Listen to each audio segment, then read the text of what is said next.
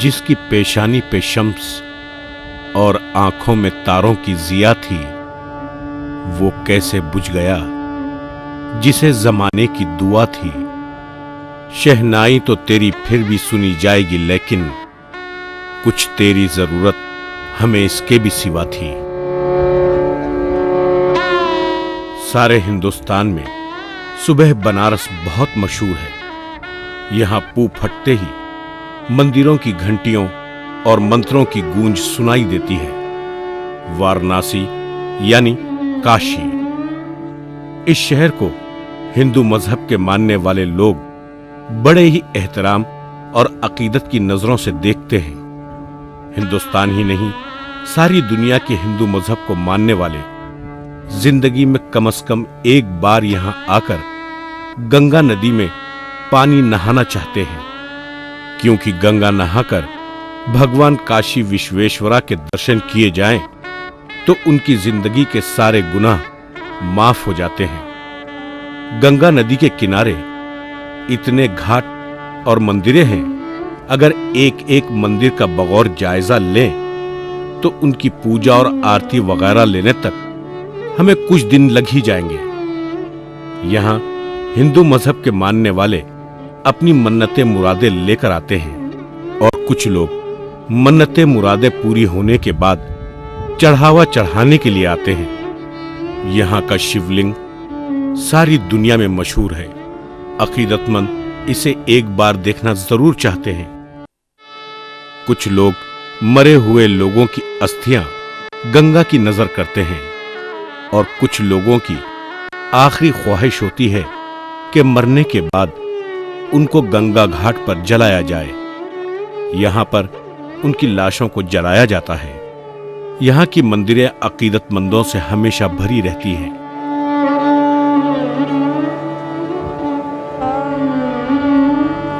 उस्ताद बिस्मिल्लाह खान 1917 में बिहार के एक छोटे से गांव बक्सर के जिले डमरा में पैदा हुए और बचपन में ही वो वाराणसी चले आए।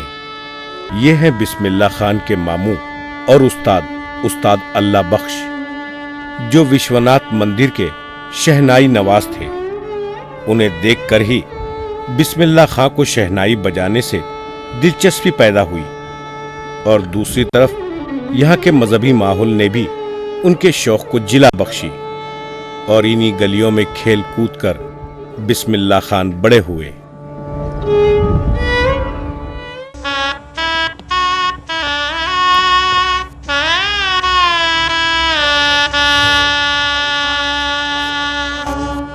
यही गंगा के किनारे उस्ताद बिस्मिल्लाह खान रोजाना सुबह बालाजी घाट पर रियाज किया करते थे और जब वो शहनाई से सुरों को छेड़ते तो ऐसा लगता कि गंगा माँ अपने इस बेटे से बहुत खुश है।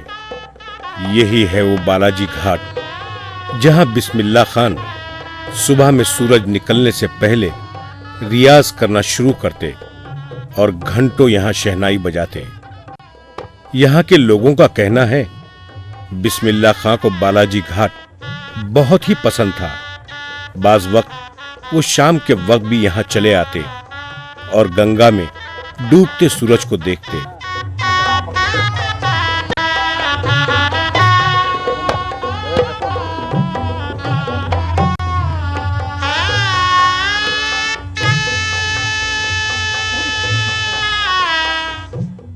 अल्लाह जाने दो, अली नबी पर नूर बरस रहे जग में, हसन हुसैन चैन दो। अल्लाह जाने दो, पंजतन पा को दुआ दे मामा, पंजतन पा को दुआ दे मामा, मुझे आजिज पर करम करो पाक परवरदिगार दो। अल्लाह जाने। बिस्मिल्लाह खान अपने बच्चों के साथ दूसरे शागिर्दों को भी शहनाई की तालीम दिया करते थे कि ये जब घर में बजाते हैं तो कुछ और बजाते हैं, हम लोगों को बताते हैं तो कुछ और बताते हैं लेकिन जब स्टेज पर बैठते हैं तो ये कुछ और हो जाते हैं। पता नहीं इनको कोई भावना मिलती है या इनको कोई दुआ ऊपर से मिल जाती है। स्टेज पर इनका साज ही बदल जाता है और इनका सुर बदल जाता है, और वो सुर ऐसा होता है कि जो कि दुनिया के लोगों के दिल में उतर जाता है। उस्ताद बिस्मिल्लाह खान न बनारस के थे, न उत्तर प्रदेश के, न हिंदुस्तान के। उन्होंने अपनी शहनाई के जरिए एक अलग पूरी दुनिया बसा ली थी और इस तरह वो सारी दुनिया के हो गए थे। उनके चाहने वाले सारी दुनिया में मौजूद हैं।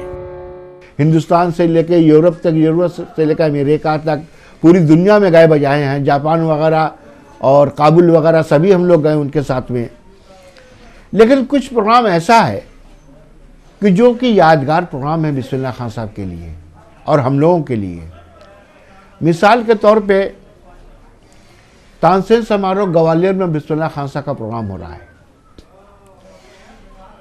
और वहाँ पर वो हिंदुस्तान भर के सभी कलाकार वहाँ मौजूद हैं और सबका प्रोग्राम एक के बाद चल रहा है प्रोग्राम। जब बिस्मिल्लाह खान साहब का नंबर आया तो भी उन्होंने अपना प्रोग्राम स्टेज पर आए। उसके बाद पूरे ऑडियंस में सन्नाटा छा गया और औरतें जो बैठी हुई थी वो अपना हाथ हिलाती थी, चूड़ी की आवाज़ आती थी तो स्टेज पर चूड़ी की आवाज़ आती थी और एकदम सन्नाटा छा गया। और वो ऐसा यादगार प्रोग्राम हुआ कि हम लोग आज तक उसको भूले नहीं। और ना खान साहब भी कहते कि हम आज का प्रोग्राम कुछ अच्छा हो गया। तो तालीम के वक्त ये कहते थे कि जब इस काम के लिए बैठे हो तो सारी दुनिया का दिमाग एक तरफ रख दो उठा करके और दिमाग इसमें लगाओ, दिल इसमें लगाओ, रूह को इसमें लगाओ, तब जाकर के ये काम हासिल। मिसाल के तौर पर उन्होंने एक अस्थाई बता रहे हम लोगों को, तो हे निरंकार, तो हे निरंकार, रचो सब संसार, तू ही निरंकार। तू ही तू है जल थल में, तू ही फूल और फल में, तू ही हर एक रंग में, तेरो ही आसार, तू ही। अब ये अस्थाई हम लोग को बता रहे हैं वो, और ऐसी सैकड़ों अस्थाई ऐसी है कि जो कि हम लोग को तालीम देते थे, बताते थे।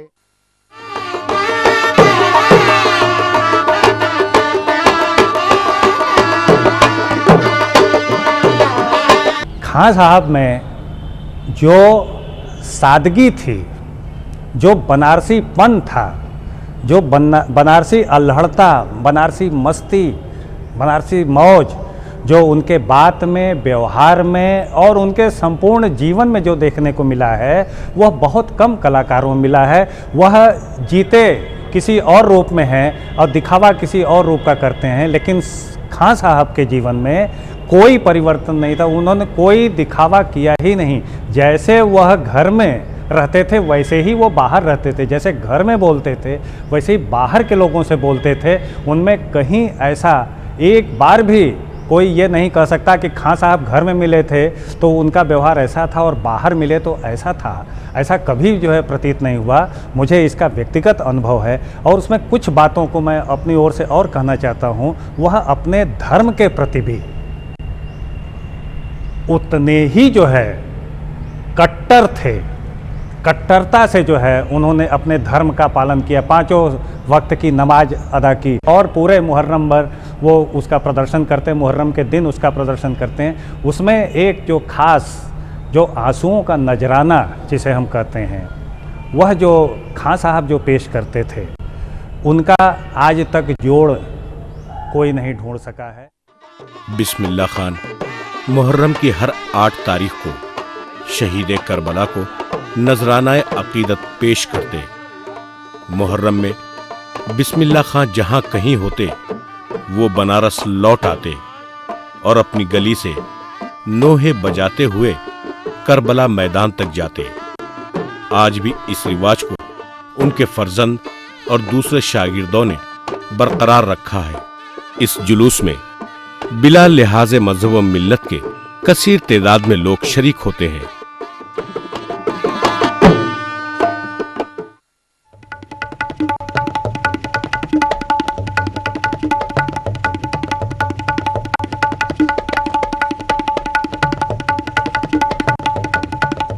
उस्ताद बिस्मिल्लाह खान शहनाई बजाकर सामाइन को दम बखूद कर देते थे। साथ में अपने साथी साजिंदों की हिम्मत अफजाई करते और उन्हें पूरा मौका देते। वो बजाते खुद भी बहुत मजा लेते।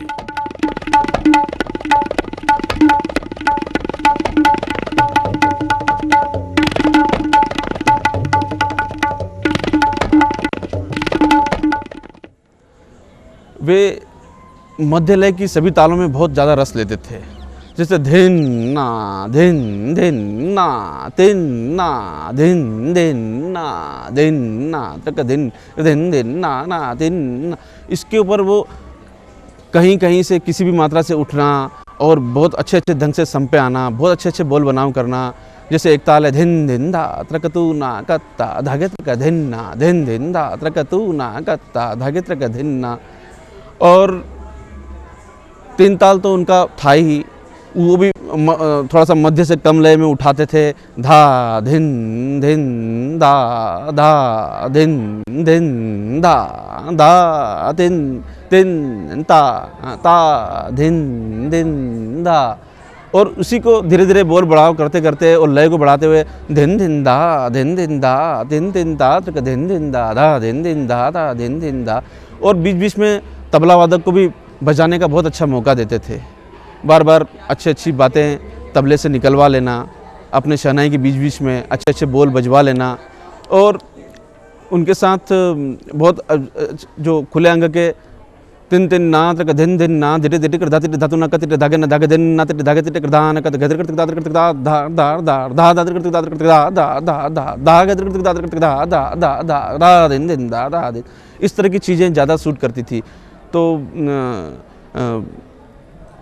तबले के अच्छे अच्छे रचनाओं को अपनी संगति में बजवाना वो विशेष पसंद करते थे। बिस्मिल्लाह खान हमने बालाघाट पर जा कर के ये भजन सीखा है। तेरो निरामन नीरा गंगा माई, तेरो निरामन नीरा जौरे गंगा माई मनसा पूजली, जौले गंगा यमनसा पूजली। घुघरी बतासा चढ़ैबे गंगा माई, तेरो निरामन नीरा।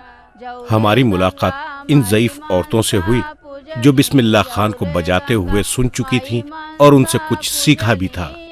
पर माला चढ़ैबे गंगा माई, तेरो निरामन नीरा, तेरो निरामन नीरा गंगा माई, तेरो निरामन नीरा जौरे।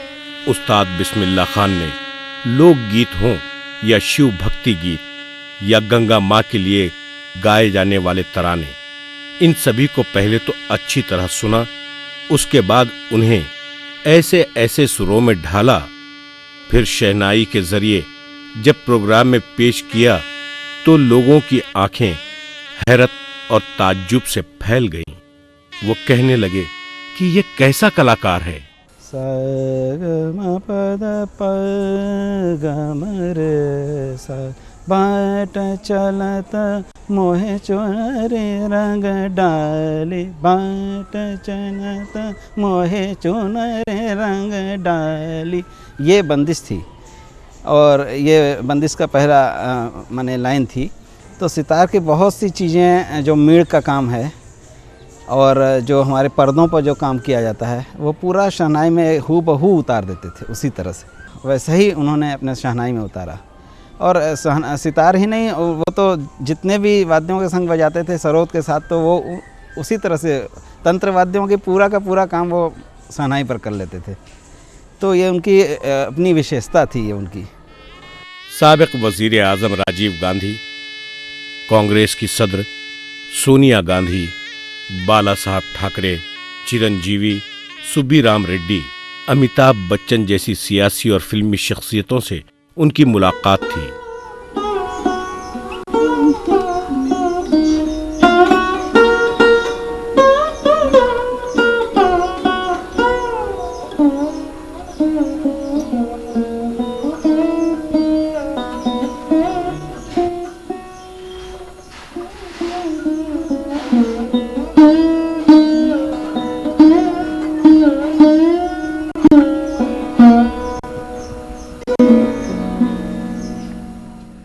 इन्होंने अपनी पूरी ज़िंदगी,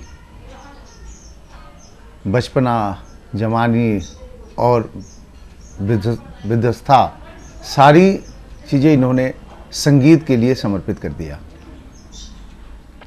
किसी ज़माने में तानसेन, बैजू बावरा जैसे कलाकार जो हुए हैं, उसी तरह 20वीं 21वीं सदी में बिस्मिल्लाह खां साहब जैसे ही अमूल्य कलाकार पैदा हुए, जिन्होंने शहनाई जैसे वाद्य को, जिसे हमारे यहाँ हिंदू संस्कृति में चबूतरे पर बैठाकर जब कोई मंगल कार्य हो घर के अंदर, तब चबूतरे पर बैठाकर उनको बजवाते थे ताकि मंगल ध्वनि के रूप में वो यूज किया जाता था। एक बात बिस्मिल्लाह खां साहब जी जैसे व्यक्ति पैदा हुए, इन्होंने उस शहनाई को चबूतरे से लेकर मंच तक पहुंचा दिया और पूरी दुनिया एक फोक इंस्ट्रूमेंट को क्लासिकल इंस्ट्रूमेंट के रूप में जानने लगी। शहनाई फोक इंस्ट्रूमेंट था, मगर इन्होंने उसे एक क्लासिकल रूप दे दिया, जहाँ की बड़े बड़े विद्वान जैसे भीमसेन जोशी साहब, बड़े गुलाम अली खां साहब जैसे कलाकार, जिन्होंने पूरी शास्त्रीय संगीत को स्थान दिया, उसी तरह बिस्मिल्लाह खां साहब ने उस शहनाई को उस मंच तक पहुंचाया। और उनसे तो कई बार हम लोगों की मुलाकात हुई, हम उनके घर जाते थे, कभी कार्यक्रम होता था वहाँ पहुँच जाते थे, और वो हमेशा 2-3 चीज़ें उनकी ऐसी थी जो हमेशा हम लोगों को शिक्षा देते थे।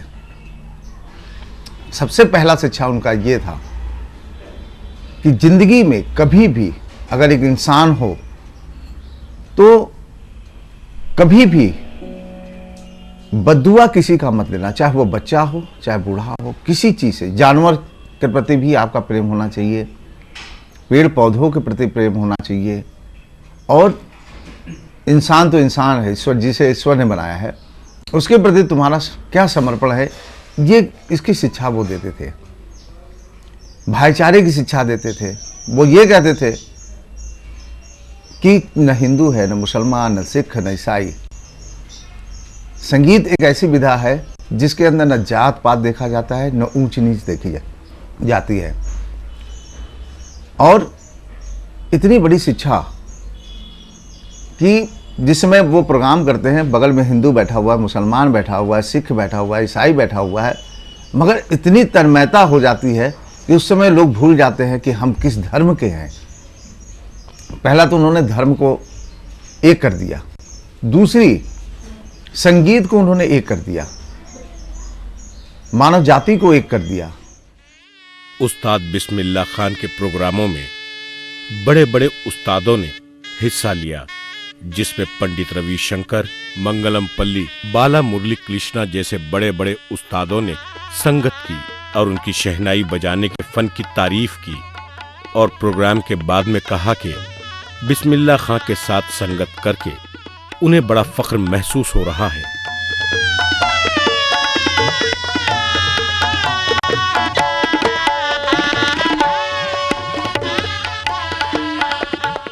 बिस्मिल्लाह खां साहब को जब भी मैं देखता था, जब भी उनके दर्शन करता था, तो यकायक मुझे एक शेर हमेशा याद आया करता था। किसी शायर ने लिखा है कि तुझको खुदा कहूँ या खुदा को खुदा कहूँ, तुझको खुदा कहूँ या खुदा को खुदा कहूँ, जब दोनों की शक्ल एक है तो फिर किसको खुदा कहूँ। ये शेर हमेशा उन पर मुकम्मल हुआ करता था, और वो खुद कहते भी थे। वो बजाने से ज़्यादा इबादत करते थे। आंख बंद करके शहनाई से जब स्वर छेड़ते थे तो ऐसा लगता था जैसे ऊपर वाले से, खुदा से, भगवान से वो बातें कर रहे हैं। भगवान को सुना नहीं रहे, भगवान से बातें कर रहे हैं। ऐसी इबादत वाली महान शख्सियत के बारे में मैं क्या कहूँ। दुनिया में जहाँ भी गए, जिस कोने में भी गए, बनारस का जो एक आनंद है, बनारस का जो कल्चर है, जो संस्कार है, हर जगह बड़ी अच्छी तरीके से उन्होंने रिप्रेजेंट किया।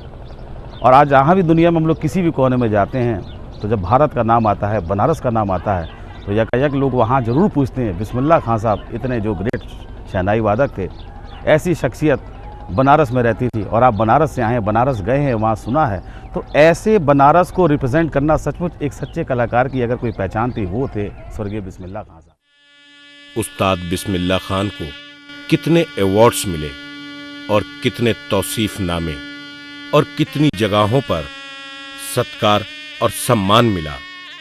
वैसे बिस्मिल्लाह खान की तालीम बहुत कम थी, लेकिन उनकी शहनाई की वजह से 1980 में बनारस हिंदू यूनिवर्सिटी ने उस्ताद बिस्मिल्लाह खान को डॉक्टर ऑफ लेटर्स के एजाज से नवाजा और बिस्मिल्लाह खां की बड़ी इज्जत अफजाई की।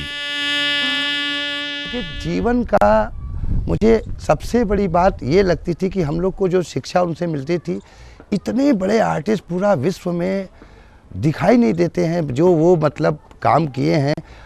मतलब समझ लीजिए नौबत खाने से उठा के उस शहनाई को पूरे विश्व में उन्होंने बजाया। और बजाने के बाद बिस्मिल्लाह खां साहब जब हम लोगों से मिलते थे तो ऐसे लगता था कि हमारे अब्बा हैं, हमारे चाचा हैं, हमारे पिता तुल्य। और वो सादगी इतना मतलब हम लोग को समझाते थे, बेटा खाली रियाज करो और खाली काम करो और अपने को आनंद दो, दूसरे को आनंद दो। खां साहब की बातें तो ऐसी ऐसी है कि मैं तो जब उनसे कभी कभी, अभी मुझे 1.5 साल पहले मिले थे, मैं छत पर अभी से धूप में बैठे थे, एक लुंगी पहरे हुए थे।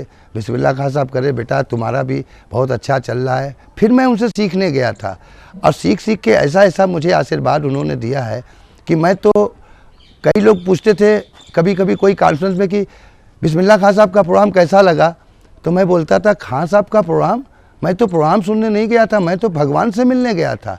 क्योंकि वो लोग कलाकार नहीं थे, कलाकार तो हम लोग हैं। हम लोग सोचते हैं कि प्रोग्राम अच्छा हो, बढ़िया हो, पैसे कुछ मिले न मिले, लेकिन वो खां साहब जो बिस्मिल्लाह खां साहब थे वो तो खुदा की तरह थे। उनका दर्शन मात्र ही मतलब ऐसा लगता था कि हम भगवान से मिले, खुदा से मिले। जब मेरी शादी हो रही थी तो एक मुझे वो गजली सुनाते थे, 3 बचन मोरे मन तब तो से राजी बलमुआ, राजी बलमुआ, राजी बलमुआ, 3 बचन मोरे मन तब तो से राजी बलमुआ। अब एक आप समझ लो कि 3 बचन मोरे मन तब तो से राजी बलमुआ, यही था। इसीलिए मैं इसको खूब, हम लोग जब जाते थे तो खूब बढ़िया बढ़िया बात सुनाते थे, बच्चों को बच्चों जैसा बन जाते थे। मुझे उनको इतना आशीर्वाद, इतना प्यार मिला है। साबिक सदर जमहूरिया हिंद डॉक्टर शंकर दयाल शर्मा ने बहुत सम्मान किया। साबिक सदर जमहूरिया हिंद डॉक्टर APJ अब्दुल कलाम ने भी उनकी इज्जत अफजाई की। वजीर आजम मनमोहन सिंह ने भी सताइश की। उस वक्त के सदर जमहूरिया हिंद डॉक्टर राजेंद्र प्रसाद ने उन्हें पद्मश्री से नवाजा। साबिक सदर जमहूरिया हिंद डॉक्टर जाकिर हुसैन ने उन्हें पद्म भूषण से नवाजा। उस वक्त के सदर जमहूरिया हिंद नीलम संजीवा रेड्डी ने उस्ताद बिस्मिल्लाह खान को पद्म विभूषण से नवाजा। इसके बाद रह जाता है एक आखिरी अवार्ड, वो भी उस वक्त के सदर जमहूरिया हिंद KR नारायणन ने उन्हें भारत रत्न से नवाजा।